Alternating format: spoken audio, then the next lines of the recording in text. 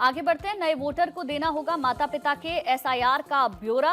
केवल पुराने वोटर्स पर यह अभी तक लागू था। चुनाव आयोग ने कहा इससे पहचान रिकॉर्ड मिलाना अब आसान हो जाएगा। तो जो नागरिक पहली बार वोटर आईडी बनवाने के लिए आवेदन करेंगे उन्हें फॉर्म 6 में अपने पेरेंट्स का भी डिटेल देना होगा। तो देखिए, आपको ये बताएं कि एसआईआर फॉर्म के साथ अपना आधार नंबर देना हालांकि ज़रूरी नहीं है। कई सारे ऐसे क्वेश्चंस हैं जो लोगों के मन में इस वक्त चल रहे हैं और उन्हीं को लेकर आपको ये बताएं कि हाल ही में मुख्य निर्वाचन अधिकारी की तरफ से तमाम सवालों के जवाब दिए गए हैं।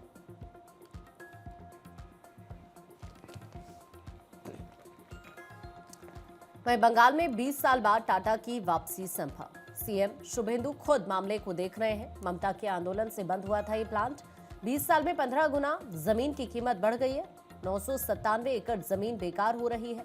पश्चिम बंगाल के सिंगूर में करीब 2 दशक पहले टाटा की नैनो परियोजना को लेकर शुरू हुआ विवाद एक बार फिर से सुर्खियों में है।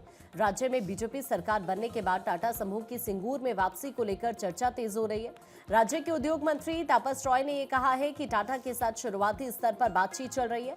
अगर टाटा ग्रुप लौटने के लिए तैयार होता है तो सरकार वहां किसी दूसरी कंपनी को नहीं लेकर आएगी। मुख्यमंत्री शुभेंदु अधिकारी खुद मामले की निगरानी कर रहे हैं। हालांकि जिन किसानों ने 2006 में नैनो के लिए अपनी जमीन दी थी उनके लिए ये अधूरा सपना है। टाटा के सिंगूर छोड़ने के बाद हजारों परिवार आर्थिक और मानसिक संकट से गुजरते रहे। करीब 3600 ऐसे परिवार हैं जिनको आज भी सरकार हर महीने 2000 रुपए 16 किलो चावल देती है, लेकिन कई परिवार अभी भी उस सदमे से उबर नहीं पाए हैं। बढ़ते हैं आगे। लड़कों से आगे निकल रही हैं लड़कियां। ज्यादा रजिस्ट्रेशन किए गए। दरअसल डीयू में एडमिशन की बात हम कर रहे हैं। डीयू में लगभग 2,18,000 रिकॉर्ड रजिस्ट्रेशन हुए हैं। बीकॉम ऑनर्स एक बार फिर से पहली पसंद बना है छात्रों का।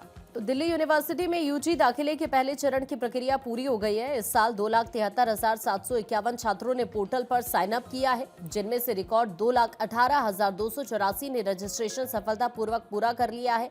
रजिस्ट्रेशन कराने वालों में 1,20,509 छात्राएं और 97,775 छात्र इसमें शामिल हैं। यूनिवर्सिटी की तरफ से बाकायदा आंकड़े जारी किए गए हैं, जिनके अनुसार बीकॉम ऑनर्स इस बार भी सबसे पसंदीदा कोर्स रहा है। इसके बाद BCom, BA honours, English, political science और हिस्ट्री समेत कई कोर्सेज को छात्रों ने प्राथमिकता दी है। डीयू ने CSAS पोर्टल पर सिम्युलेटेड रैंक भी जारी कर दी है। जिन्होंने अपनी कॉलेज और कोर्स प्रेफरेंस जमा की है वो आज शाम 4:59 तक यहां पर कुछ चेंजेस कर सकते हैं। पहली सीट अलॉटमेंट लिस्ट 16 जुलाई को जारी की जाएगी।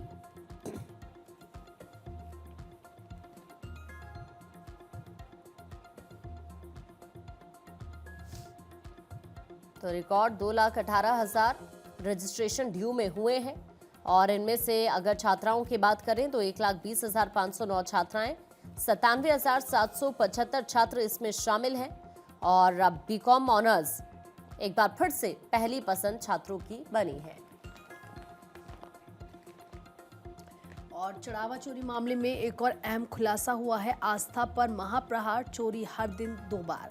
दरअसल 50 बार अविनाश का खेल, अनुकल्प, लवकुश का भी यहां पर तालमेल सामने आया है। राम मंदिर चढ़ावा चोरी मामले में एक और अहम खुलासा हुआ है। गिरोह ने मिलकर अविनाश शुक्ला को चोरी करने की जिम्मेदारी दे रखी थी। सबसे अधिक बार वही चोरी करते हुए कैमरे में कैद भी हुआ है।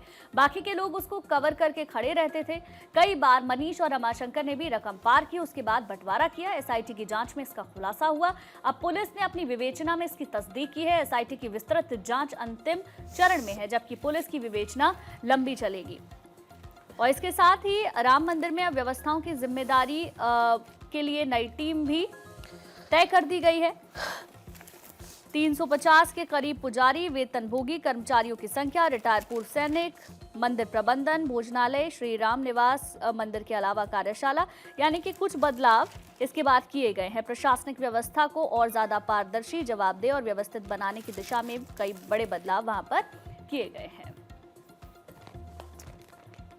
लोकसभा अध्यक्ष ओम बिरला का नासिक दौरा। अशोका हेल्थ सिटी का उद्घाटन उन्होंने किया है। स्वास्थ्य सेवाओं के साथ चिकित्सा शिक्षा को बढ़ावा। लोकसभा अध्यक्ष ओम बिरला नासिक के दौरे पर हैं।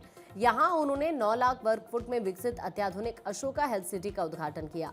परियोजना के पहले चरण में सुपर मल्टी स्पेशलिटी अस्पताल, कैंसर अस्पताल और मदर एंड चाइल्ड हॉस्पिटल विकसित किए गए हैं। इसके अलावा परिसर में नर्सिंग प्रशिक्षण केंद्र और पैरामेडिकल शिक्षा संस्थान भी स्थापित किए जा रहे हैं, जिससे स्वास्थ्य सेवाओं के साथ चिकित्सा शिक्षा को बढ़ावा मिलेगा। लोकसभा स्पीकर ओम बिरला ने यहां पर कार्यक्रम को भी संबोधित किया। महाराष्ट्र की ये ऐतिहासिक आध्यात्मिक चेतना की धरती, सामाजिक जागरूकता की धरती, अद्भुत पराक्रम की धरती पर आप सबके बीच में आकर बहुत प्रसन्नता हो रही है। आज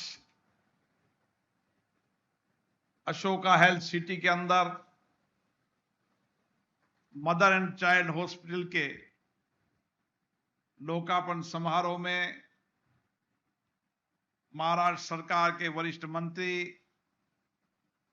श्री छगन भुजबल जी, राजस्थान सरकार के